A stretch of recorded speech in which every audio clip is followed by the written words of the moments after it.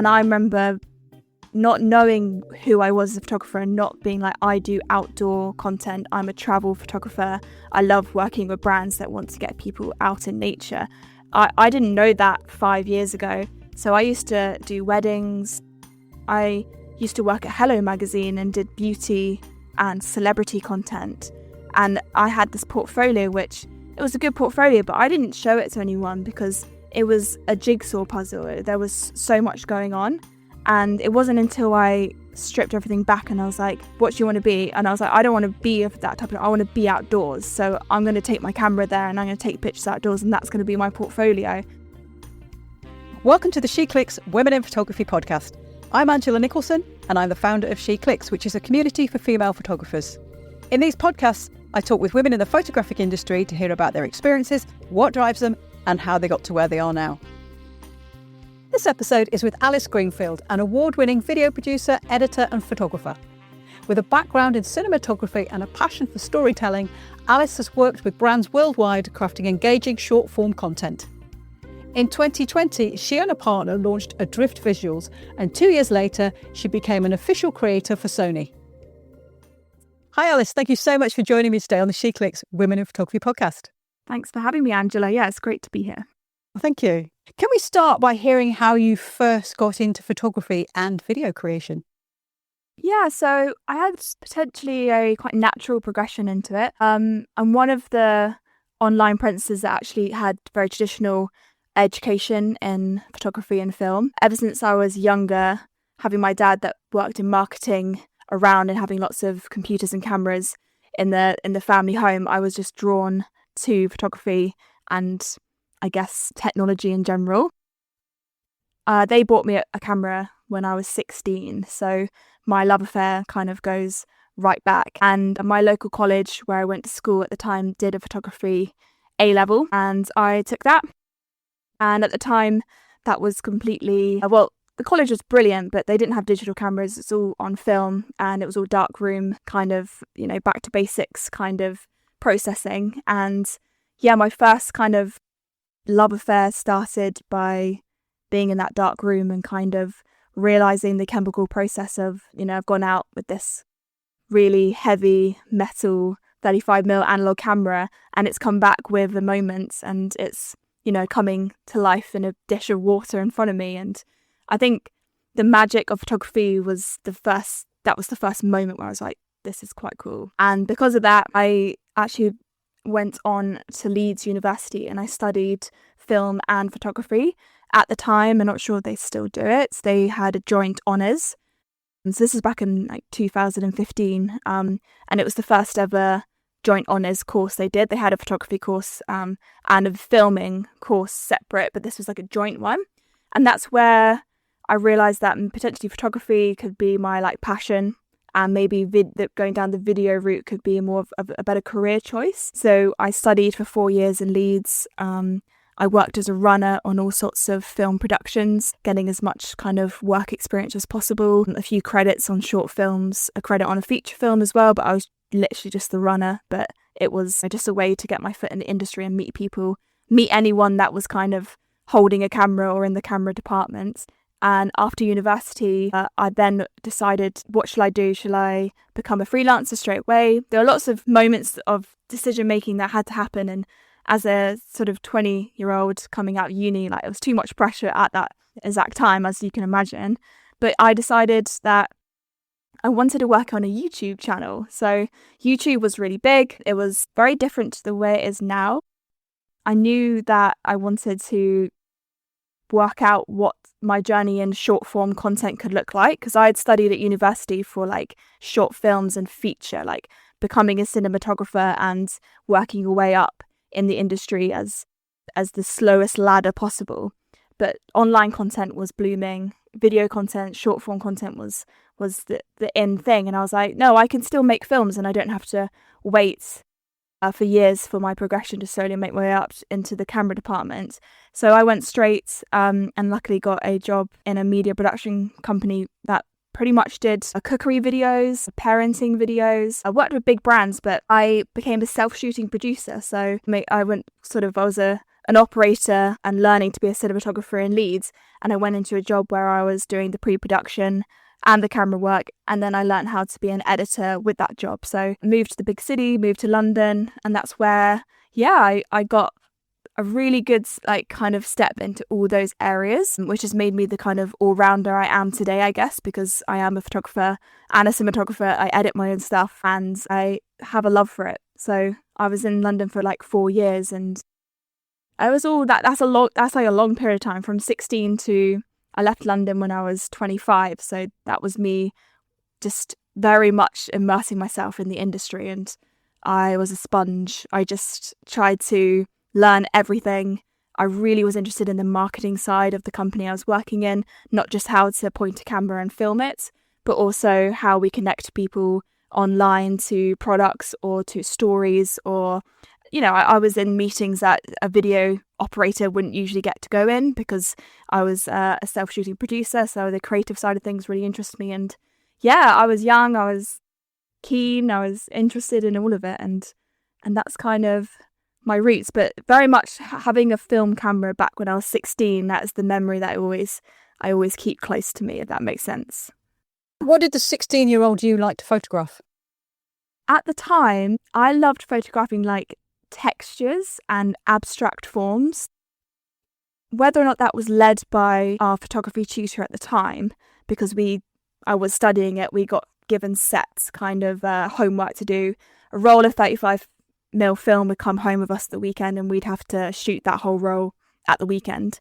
It sounds like a dream, actually. We didn't pay for it either. So. Yeah.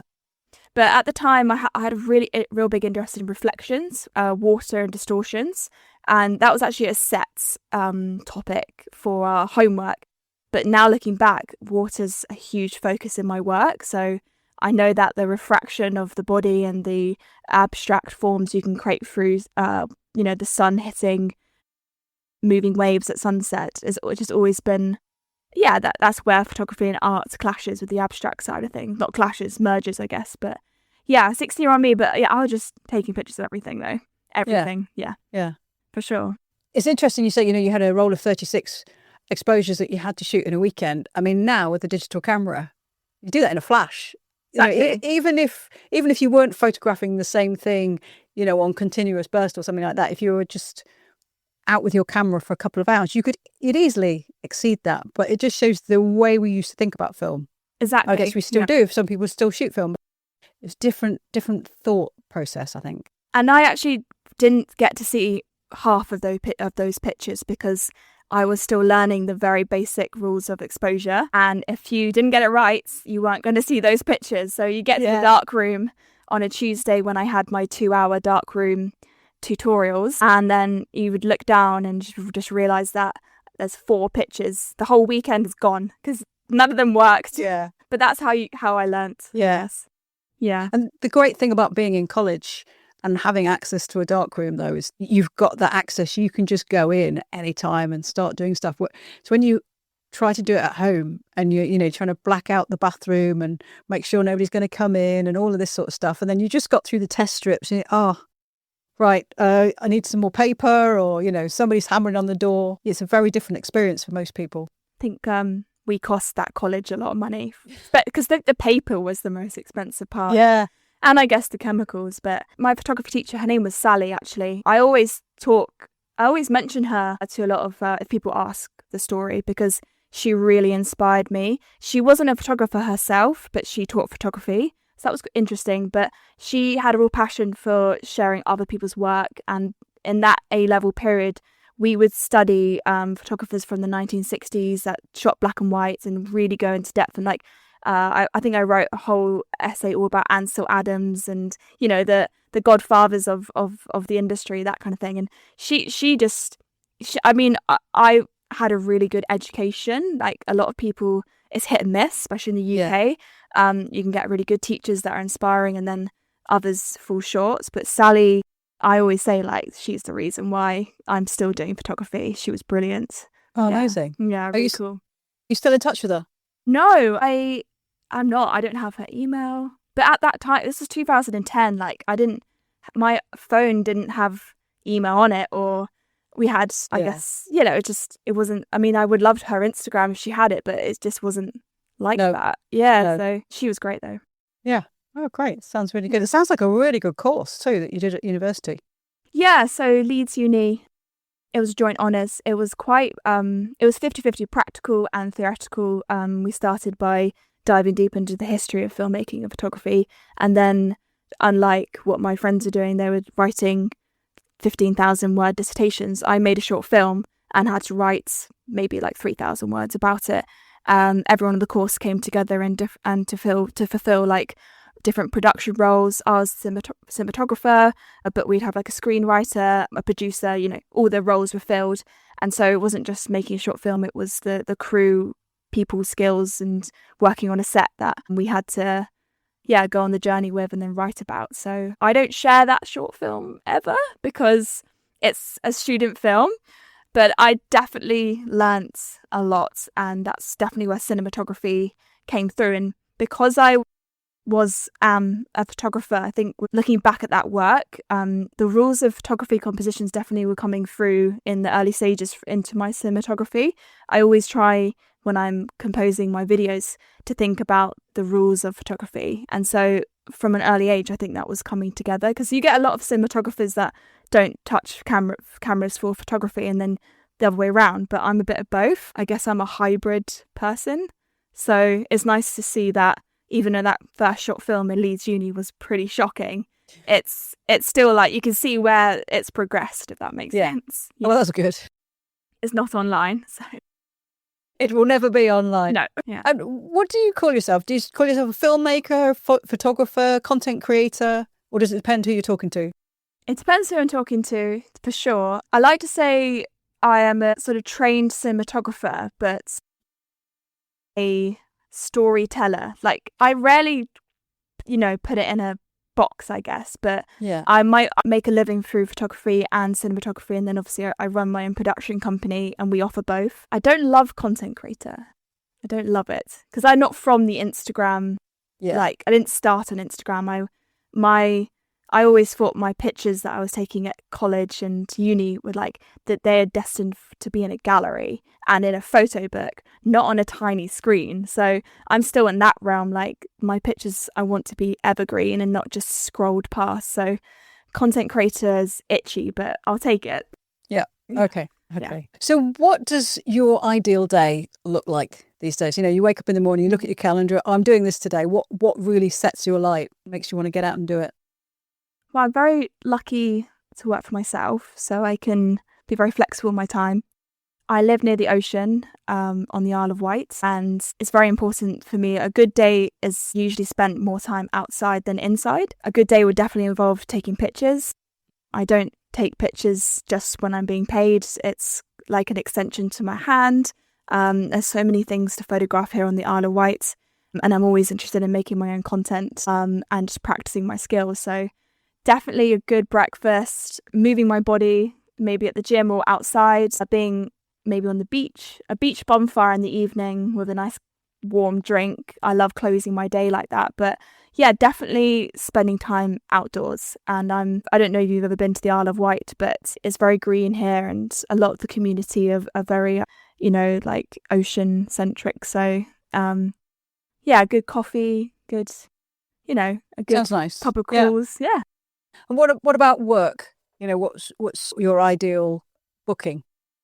Ideal booking? Well, I'm very diverse in what I offer to my clients, and I love like working in the travel industry. So with Adrift Visual, which is my production company, we make content for outdoor brands. So the brands that we work with, if it's taking me outside, those are the kind of people that we want to work with, if that makes sense.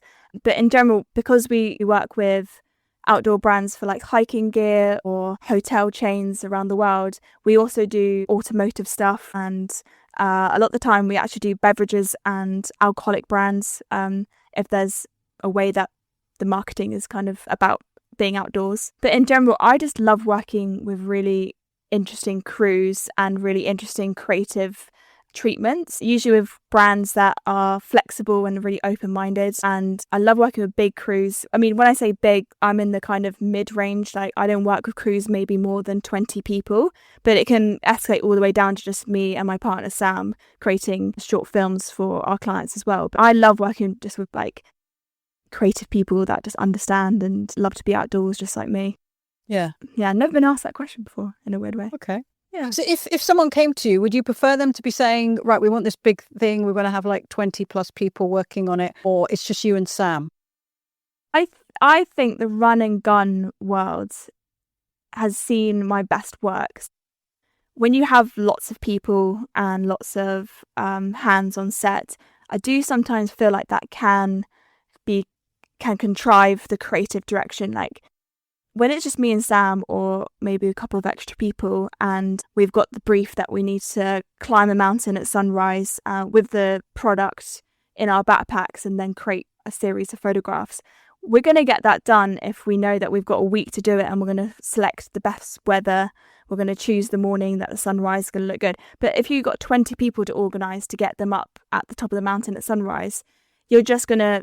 It's hard to explain, but yeah, run and gun, I always feel like we're going to get more done, but there's usually better budget, better like kind of creative freedom with the treatments if there's more people involved as well. So yeah, it really depends.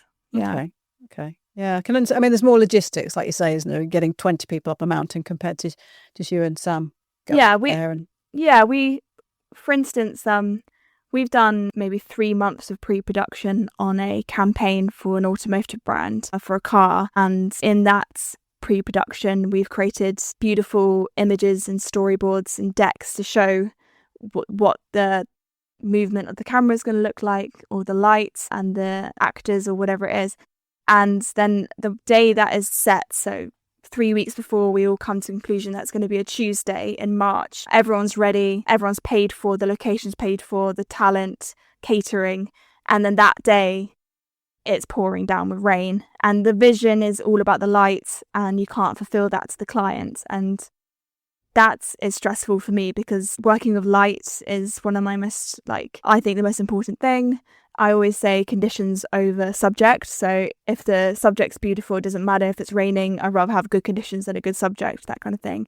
So yeah, it can be really frustrating. Whereas if it's just me and Sam and we got given a car, for 3 months, we could have made so much beautiful content, because we could have just selected the right day. But that's not how the industry works, I guess. So yeah. No. Yeah, it'd be nice if someone said, oh yeah, you just take the car for 3 months, that's fine. Yeah, marketing would be easier, but yeah, it depends.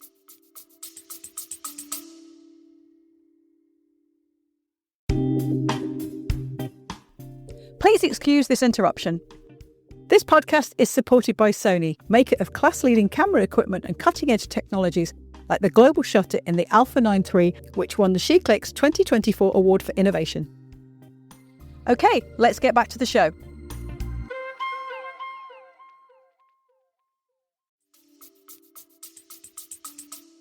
Now, I love the warm retro look of your Instagram feed. Did it take you a long time to develop that? So I think with the colour palette of my Shot by Alice Instagram, I don't alter my images massively. So I've always tried to remember what the colours felt like on the day that I was shooting them, and then try and recreate that in post-production. But it took a while. I have a particular blue of the ocean that I really like to use. And so learning how to edit for all sorts of conditions to get that blue the way I like it, or the colour of the sand, yeah, it took a lot of trial and error. A really fun period. And even now I'm always experimenting. I don't have presets. I don't use presets. I don't really believe in purchasing presets. All my followers are always asking if I'm ever going to sell my own, but I find it hard with photography presets, because I'm always shooting in such interesting weather conditions with different lights, and it's so down to to your own taste as well. But the Instagram is definitely very curated.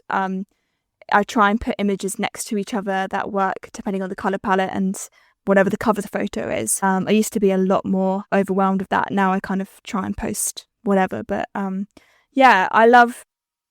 try to create pictures that I love to look at myself. So the retro vibe probably comes back from the days where I shot a lot more film photography. I still shoot film the whole time, and obviously why wouldn't I after learning how to do it back in A level? So I'm always trying to recreate that kind of texture that a roller Kodak might be able to do. So do you still have a darkroom? No. Yeah, well, when I was at A level, I only ever learnt how to process in black and white. And I know when you obviously step up to colour, it's a lot more equipment and a lot more a bigger skill set. But I now have a new office space, and I am very interested in relearning the black and white side of things and having my own lab, because it's quite expensive to send it off. I actually still send my rolls of films to Leeds, where I studied as well, which is great. But yeah, one day. Yeah, I would love to do that. Yeah. Do you always use that aesthetic with your clients, or try and pitch that to them, or are you led by what they ask for? It depends. So I would say about 60% of the brands and clients that come to me and request photography have already seen my Instagram and they love the look of it. I get brands saying, we want your portfolio, but in there is a bottle of gin. Like, it's our gin, it's our product. So a lot of the time, Instagram for me is like an online portfolio. I'm only sharing the best work, and I'm sharing the work that I want to create. So I'm really lucky that clients come to me and they say, we want this look and feel. We want the freeing feeling of the running on the beach that you can create or whatever. But then we also get a lot of clients that obviously already have a body of marketing materials that have their own colour palette, and they say, actually, can you just edit some more similar to what we've already got? And yeah, we're flexible to do that. But I do love it when the clients have already come in and said that your vision is ours, and we want to kind of replicate it. So that's kind of really easy. And I guess, that's part of the reason why you put your work out as you do, because if you have a complete random mix of things, they might pick anything, and it might be your least favorite thing to do. Yeah, definitely. That's actually an interesting thing to talk about, because back when I first had a portfolio and I started using Instagram, I didn't know who I was as a photographer. I didn't ever. Obviously, we talk a lot about confidence across the podcast, and I remember not knowing who I was as a photographer and not being like, I do outdoor content. I'm a travel photographer. I love working with brands that want to get people out in nature. I didn't know that 5 years ago. So I used to do weddings. I used to work at Hello magazine and did beauty and celebrity content. And I had this portfolio, which it was a good portfolio, but I didn't show it to anyone because it was a jigsaw puzzle. There was so much going on. And it wasn't until I stripped everything back and I was like, what do you want to be? And I was like, I don't want to be of that type of, I want to be outdoors. So I'm going to take my camera there and I'm going to take pictures outdoors, and that's going to be my portfolio. So it took a long time to figure that out. But once I just started sharing my underwater housing whilst at the beach, or when I went traveling with my family, I take lifestyle pictures, or we had a paddleboard for years, and we would take so many pictures of a paddleboard, and then an actual paddleboard company came in and they said that they wanted to pay us to do it. So stuff like that, you attract what you want. But yeah, there's definitely I didn't know who I was as a photographer until and Instagram really helped with that, because you're so in control of what you can post on Instagram, and it is a shop window. And if someone's there, they can instantly see what you're about. So it's a nice way to feel like collected, if that makes sense. I think it is a really hard thing for people, though, to find their thing in photography. And in fact, there's an issue of Amateur Photographer coming out, which I collaborated with 6 SheClickers who have found their thing in photography, talking about how they found it. Because it's really hard sometimes to work out what is the thing that really makes you happy with a camera. How do you want to spend your time with the camera, rather than going, maybe some people will always love going out and photographing everything that they see and this, that and the other. But how did you discover what your thing was in photography? Were you always outside and that was just a natural progression? Yeah, I think when I was in London and I worked for these different production companies, and particularly beauty brands and magazines, I realised, in London you don't ever see the sunset. You can't, even the sunrise, because you're surrounded by a concrete jungle. And I would be sat in my desk in my office, and the golden light would come through the window, and then it would create, a lovely shadow. And I remember sitting there looking at it, being like, I wish I was outside right now taking pictures of that. And I couldn't, because I was working 9 to 5 for someone else. I was making someone else money. So a lot that time, I realised that I didn't really actually want to be in London. So I'd spend all my money that I was earning during the week by escaping in nature outdoors at the weekends, whether that was getting the train out to a local park or coming back to the Isle of Wight, which is where my family are. And it got to the point where I felt way more relaxed and mindful when I was out of London. And I always find myself that I can breathe when I'm holding a camera. And I feel more in control of like my day. Being in nature, as we all know, calms the mind, body and soul. It took me ages I was in London, and, you have a job, you have a rent to pay, you have, it's all wound up. I felt very trapped. And I basically left my job on a whim, on the risk that if I could get out of London and then restart my portfolio, I'd be happier. So when I left London, I had this portfolio of beauty, celebrity and fashion content. But all I wanted to do was like brands that create surfboards or jewelry that you can wear underwater or hiking gear. And I started taking pictures of like pretend shoots on the beach just to create a portfolio. Like for instance, with this paddleboard company, we had an old paddleboard and we would just take loads of pictures of this paddleboard pretending that we were getting paid. And so when I left London, I actually went traveling for 5 months because I was like, I want to be I want to take pictures of travel content, but I don't travel. So I took the risk and I quit my job and I left within 2 months, and it was the biggest risk of my life and the scariest thing I ever done. And I lost friends because of it. I was in a bad place. I was a bad human, but I'm so glad I did that because I reset my vision for my life and my passion. And now I do get to, take pictures of paddleboards on the beach, I guess. Yeah, I always feel really lucky that I knew exactly what I wanted to do when I was 16 with the film photography and then my general journey to this point. But a lot of photographers don't get that. Like I work and I know friends that only picked up a camera in the last 5 years, and then they realise that it's like their whole life was destined to that moment. But it's been a long journey for me, and I've loved every minute of it. But there's been sacrifices. But I always feel like you have to understand what you don't like to then know what you do like, if that makes sense. But yeah, I feel mindful holding my camera. I feel better in nature. I need to do that. I need to stay in nature, basically, be outdoors. I think you're right. It is important to identify the things that you don't like, but also you need to then try and move them out of your life, and so you can concentrate on the things that you really do like. And that is a scary thing. If you're making a big change like you did, that is a scary thing, but it also brings that freedom and that kind of sense of release. And I think there are people who will be jealous of the fact that you've done that, and there'll be people who will really admire it and tell you so, and that can buoy you up through that scary bit. I think with this creative world, not just photography and filmmaking, but because technology is so wrapped up in this as well, a lot of the time when I was in London and wanting to leave to kickstart this new portfolio and start working as a freelancer, I also didn't think I could do it because I didn't have the right equipment. And that was a huge, massive ball of stress. Like I didn't know if I had the creative skill, but I also didn't think I had the right cameras. And I definitely didn't. I didn't have really any camera. When I went traveling, I had secondhand cameras, and I did buy a drone actually. And that was a huge investment because I was terrified I'd just crash it. And I did crash it a few times. But the equipment side of thing, I really got wound up in, because we do believe now, a lot of young photographers and filmmakers do believe they need to have the right equipment. But now I don't think that should be the case. Or, I use really old cameras now to create a particular look, and you don't need the flashiest, most expensive, camera. You just kind of need, a few cameras that you love to work with.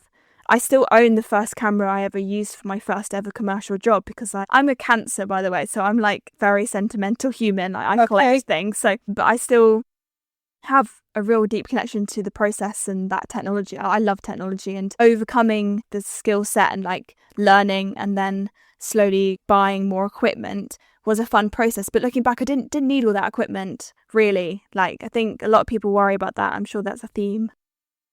Yeah, a big I theme. think it is, yeah. And Yeah. I think it's often used as an excuse.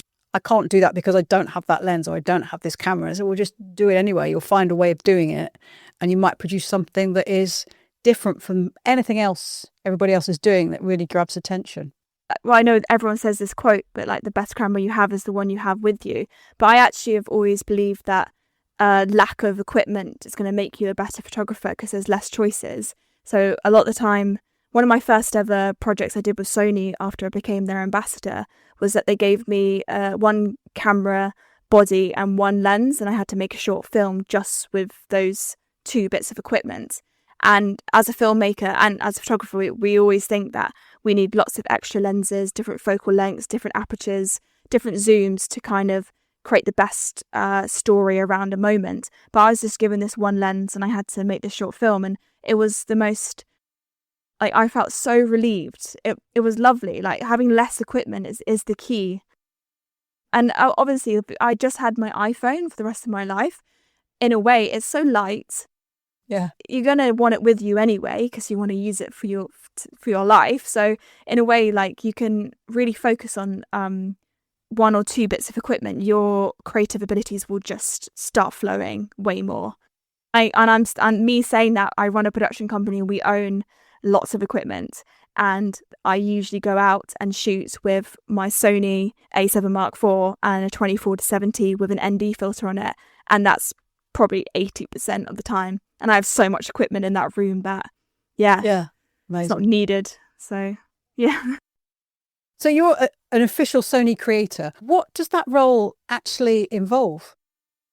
Yeah, so I became a official Sony European creator back in like 2021, and throughout the last couple of years I've just had the opportunity to work with the team, have access to review a lot of Sony equipment, and being basically invited to speak on behalf of Sony at different national and international events.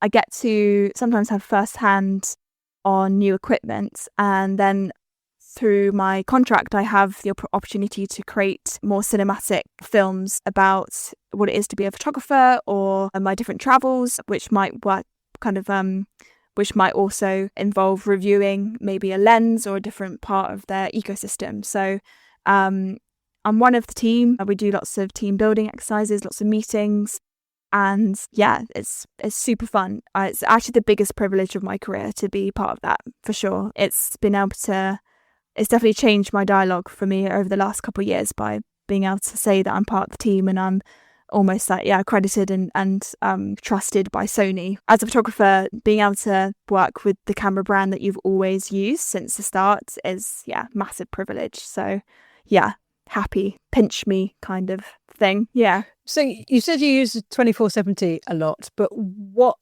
is the favourite lens that you've been handed recently to use to try to review? Well, I'm about to get their new 28-70 f2. But so that could be it, but I don't know yet because sounds beautiful. But yeah, the 24-70, again, the f2.8, the G Master Mark II, and I've had both the Mark I and Mark II, but the Mark II, that's with the 70-200 G Master II, that in my camera bag, I'd be very happy to travel with anywhere in the world for the rest of my life, for sure. But As a cinematographer, I love prime lenses as well.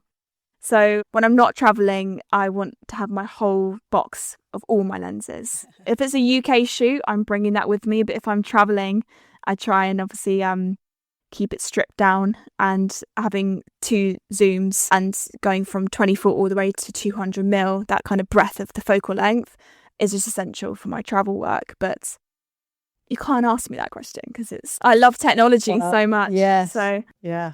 Well, you might have to make space for that 28-70 f2 because I've used it, I have to say, and it's beautiful. And the difference between 2.8 and f2 is quite incredible, really. And I could see it fitting very nicely into the sort of work you produce. It's quite small as well, isn't it? Yeah. Yeah. For that aperture is a.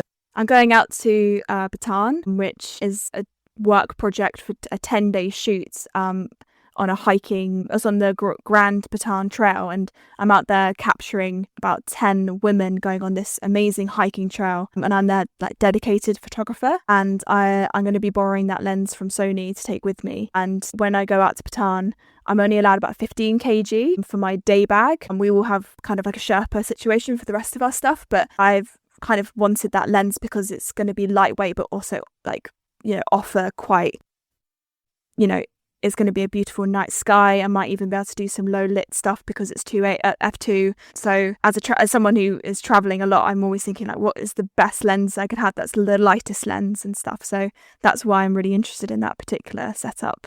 Yeah, that sounds like a really interesting project as well. Yeah, I'm physically training myself for it because we're going to be at altitudes of over like 3,000 meters for all the hiking. Yeah. And so really excited. I don't know if you know anything about Bhutan, but it's quite untouched. And it's going to be unique for the photography aspect of it. And it's all women as well. And I've done group trips just when women come together, and especially when they're doing something creative or like active, you just like, I know I'm going to come out with like best friends from the trip. And it's such a great energy. So yeah, that does sound fabulous. Okay, well, I think it's a really good time to go to 6 from SheClicks. I've got 10 questions from SheClickers, and I would like you to answer 6 of them, please, by picking numbers from 1 to 10. Ooh. So if you could give me your first number, please.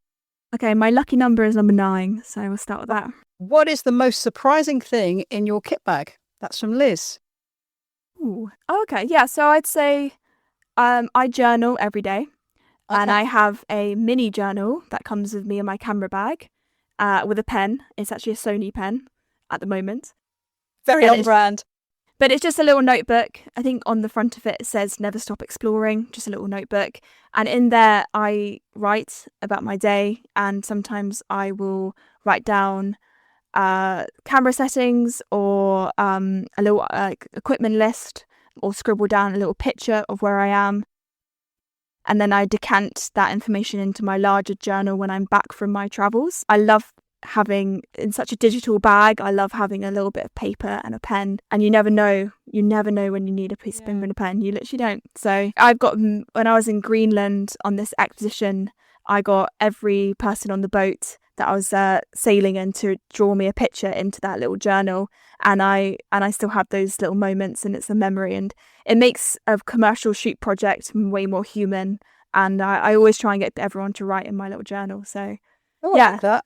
You got to be a people person if you're a photographer, as you probably know. So it's my little weird extra, but yeah. I like that. There's something, it's nicer than taking a photo of somebody and just tapping some notes into your phone. I like the idea of actually writing something and maybe getting them to write or draw as well. When you're traveling, go to so many, I love taking a picture. Like in Greenland, I was visiting these like mountainscapes, and the skipper of the ship would tell me the name of the mountain I just photographed, and I'd be like, you need to write this down because I'll forget, and I don't know. Like, so it's like a geotag thing, but when you're in a place with no signal and you're in the middle of nowhere, like, pen and paper. You can't just Google Maps it. Yep. So yeah. Yes. Yeah. Okay. Can I have your second number, please? Let's go with 2. Number 2. Is there any style, genre or subject that you are more comfortable with? And several people asked that. Yeah, so since lockdown, every year I have tried to create a passion film that focuses on a female lead doing something extraordinary. And I try and make a short film that's not attached to a client, and it's not forced, and there's no deadline, and there's no massive constraints. And I make a portrait of that person. It's a way for me each year to, express my creative abilities and have something to look forward to. And then it's not money orientated, if that makes sense. So that genre, that I guess it doesn't necessarily have to be a short film about a women leader. It could be anything, but I always try and do a passion project every year. That's definitely what keeps me ticking. And a lot of the time when I'm traveling, you may see from my Instagram that I'm all over the globe, and it is to do with work a lot of the time, but there's a lot of times where I will fly to a particular location because I want to capture that beach or that island or that moment. And that's passion-led projects, definitely. That's my favorite That was your question, right? Favorite Yeah. subject? Yeah. Okay. Yeah, that's great. Perfect. Could I have your third number, please? Let's do 10. Number 10. Well, actually, you've already answered this because it's, do you pick up your camera outside of work? And it sounds like very much yes. Yeah, every day. Picking up my camera is like taking a supplement. Like, I mean, or whatever anyone needs each day to get by, I don't know. But I am constantly practicing. It doesn't have to be my Sony camera. Like, I have a few smaller bodies and definitely my film cameras that I always take with me. Tomorrow I'm going to a place called the Donkey Sanctuary with my little nephew, and I'm taking my camera because it's capturing moments and memories. It's not, there doesn't, for me, I'm so sentimental, and I just love working out what is going on in my world through the camera and through the lens. So it's about documenting. It's not about work or I just love it. Yeah. If push came to shove, would you go for photographs or video? If you could only shoot one from now on. Photography, because I do believe it's such a challenge to capture one single moment, one single story in a photograph, and I really like that challenge. Video, there's fussiness around it, it's opinions, but a good photograph will always be a good story, or a good story will always make a good photograph, and I love that. I look at pictures way more than I look at videos, I guess. So yeah, photography, there's so much feeling behind it, and it's where I started, I guess. So yeah. Can I have your fourth number, please? Number 1, I guess. Number 1. Okay. This is from Rebecca. She says, I love the consistency of your style and the way you put together sets. I think she's talking about your Instagram account. Do you have some tips for doing this so they don't end up looking like a random bunch of photos? Oh, yeah. So I'm guessing she's referring to the carousels that I post on Instagram. So I love doing this. A lot of the time, I think now you can do 20 images, but before it was 10.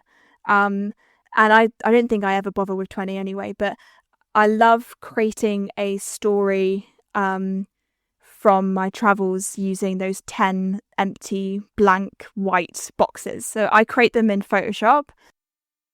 I usually come back from a trip abroad or a shoot, and in Lightroom, I will edit like maybe 30 or 40 best moments from that shoot or that trip to Morocco or wherever I was. And then I would find 10 that basically had like shared a bit of the essence of that country or that place. So I always I use these black borders because I'm always again trying to make my images look like they're shot on 35mm when you would before like actually cut around. But yeah, so I use these black borders because I just think it adds a bit of character.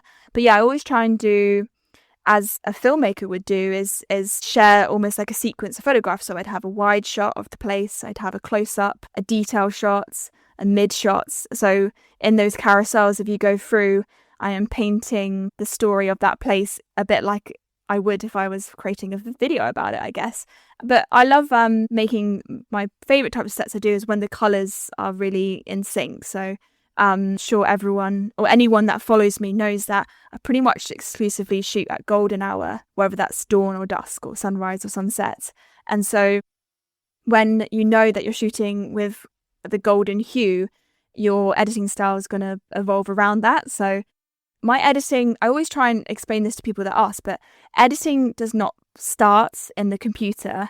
Editing for me starts before you've even taken a picture. Editing is like deciding that you're photographing a hotel room and you're going to take out something like you're going to take out a pillow because it's red, but the rest of the room is beige. So editing is like being very particular with the set design. And so I don't want colours in that image that I've just taken to interfere with the final edit. So if there's like a bright fluorescent sort of, I don't know, something in the frame, if I have the ability to do that when I'm walking around, I will go and move it or move myself away from it. So the blues and the colours and the natural tones that you find in my pictures, that is very thought about. Like it is a process that starts like from the time of the day that I'm going out to where I position myself, if it's backlit, if I want more shadow. And then yeah, you would see me walking around moving things in my pictures. Colour is everything. Like I don't love green massively.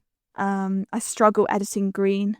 It's definitely one of them. But yeah, having that consistency is just being selective with when you want to shoot, because we can't see colour without the sun. So yeah, that makes sense. But Yeah, good tips. Good tips. Thank you. All right. So your penultimate number, please. what have we got left? So we'll do 5.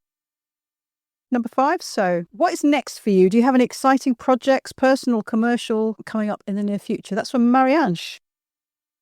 My next biggest trip is going to be this trip to Bhutan that I mentioned before. And that's 10 days. And then afterwards, I'm actually traveling around India in the northern parts of the Himalayas for another 10 days. And that is a mixture of commercial and passion projects. And so up until that point, I travel for a living, right? So I spent more time on an aircraft last year than I think I did like not on an aircraft. So this year this is probably a whole nother podcast, but in terms of my mental headspace, I'm actually not traveling as much in the next couple of months before this trip, because I'll be doing a huge amount of internal flying when I'm in Bhutan and India. So I'm mentally preparing myself for this long period of time. I'm also going to be away like from Sam and my family as well. In these like kind of colder months, I'm just spending more time in the Isle of Wight. But in terms of that, my production company, Adrift Visuals, is always ticking over. So we're constantly working with retainer brands and Isle of Wight brands, and then sort of clients that we work with throughout the years. My sort of calendar is busy, but my biggest trip is this Bhutan one. I'm so excited, and I need to be physically and mentally like on the ball with it. So, On it. yeah. Yeah. Really excited. Ah, amazing. Yeah. So can I have your last number, please? Number 8, please. What are your top tips for starting with video? And that's another question from Rebecca. So if you can understand that photography and video are the same thing and they're not apart, that would be my first tip. I think a lot of people alienate video and get overwhelmed by it, but I genuinely believe they are almost the same thing. You're just taking more frames of one moment than you would in photography, 24 frames per that second.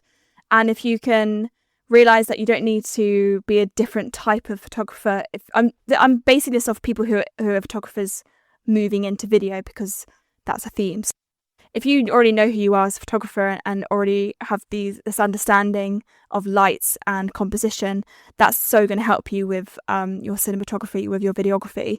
You'll look at my pictures and they almost look like a still from a video. So don't get too overwhelmed. Even if you don't have the right equipment, still pursue it. Even I use an old daddy cam, like a handy cam that is from 2006, and it's been some of my like favorite videos, and it costs like £100, and it's really just something you can throw in your bag and get on with it, but it doesn't have to be the fanciest bit of equipment. I would choose one camera and one lens, and don't bother with anything else until you've mastered the feeling with that camera and that lens. Even if it's not, the 24-70 is like too expensive, you're starting out. Grab a prime, understand fully the parameters of that 35 or 50mm, love it, and then maybe you'll start hating it and then you'll love it again, but just don't be overwhelmed with having extra equipment. I think always try and storyboard. If you're making a video, try and see that video on a piece of paper or on the notes in your laptop or on a PDF document before you go out and film. I have a very busy mind, so for me, I have to get things off to then get them back into my head when I need to focus. You might be different, but I think storyboarding, shooting in sequences, even if it doesn't make sense when you're on set, just ensure that you get your wide shots, you get your close shot, you get your establishing shot, and then you get your medium shots. And even if you don't know what the hell you're doing whilst you're doing that, at least in the edit you have them and you have the options, because those are my fundamentals for storytelling, is that you've captured a moment in different focal lengths, and that really helps me. So that would be like a biggest tip. And then just have fun and just film everything, because you'll just learn. Like if you are trying to capture your morning coffee, practice, film it, post it, see what people think, or don't post it. You don't have to share what you make, but one day a coffee brand might come up to you and be like, can you make a film for us? And be like, yeah, I've done that. So as many things as you can film, you then have a little skill set ready to go. Yeah, going back to that, don't share everything. Don't share everything that you make. Like, there are so many pictures. I used to vlog my whole life in London. No one's seeing those videos. They were for me. I think there's this idea that everyone has to keep sharing their lives on social media. I'm a nosy person. I'm generally interested in a lot of my friends' vlogs, but you could make vlogs and you don't need to share. You don't need to share it. It's just do it for you. If you're not doing it for you, then you shouldn't be doing it at all, in my opinion. Yeah. I think one thing that confuses a lot of people when they're first starting with video is the whole frame rate thing. Yeah. The relationship to shutter speed. Yeah, that's definitely had me for a long time. Learning that, it depends on what you want to film, but I always just think you got to double whatever your frame rate is. Make sure your shutter speed is doubled. But a lot of the time, if you really are like me, I mean, that notebook in my camera bag has the quick guide to filmmaking written down. If I ever forget anything, I've got it in my camera bag. So if you're on set and you've forgotten these fundamental rules, just have a piece of paper somewhere or quickly Google it. And I'm constantly learning. Like, every time I'm editing for a client, I'm constantly learning how to do something in Premiere. Like, the learning just never stops, 100%. And I think people think you come to a point in your filmmaking and photography that you've made it and it's all done. But this is a completely creative practice. It just never stops. Like, learning, unlearning, failing, like little wins, breakdowns, whatever it is. Yeah. If you get the frame rate wrong, it's not the end of the world either. Yeah, that's true. Yeah. It sounds like you should be publishing your book. A book? Yeah, your This journal. one? Ah. Yeah. Where you explain, say if you're ever stuck, you look it up and in the book that you've written. It sounds like maybe you need to reorder it slightly, but it sounds like, it could be. I've been writing in it for a long time. 2011. Okay. When I started it. Wow. It's way too personal for people to read. Oh, God. All right. Fair enough then. Yeah. Well, Alice, thank you so much for joining me on the podcast today. It's been really lovely chatting with you. Thank you so much for having me, and I hope that's given everyone a bit of an insight into my world and some tips, I guess. But thank you. I think so. Thank you very much. Okay, bye-bye. Thank you. Bye. Thanks for listening to this episode of the SheClicks Women in Photography podcast. I hope you enjoyed it. Special thanks to everyone who sent in a question. You'll find links to Alice's website and social media channels in the show notes. I'll be back with another episode soon, so please subscribe to the show on your favourite podcast platform and tell all your friends and followers about it. You'll also find SheClicks on Facebook, Twitter, Instagram and YouTube if you search for SheClicksNet. So until next time, enjoy your photography.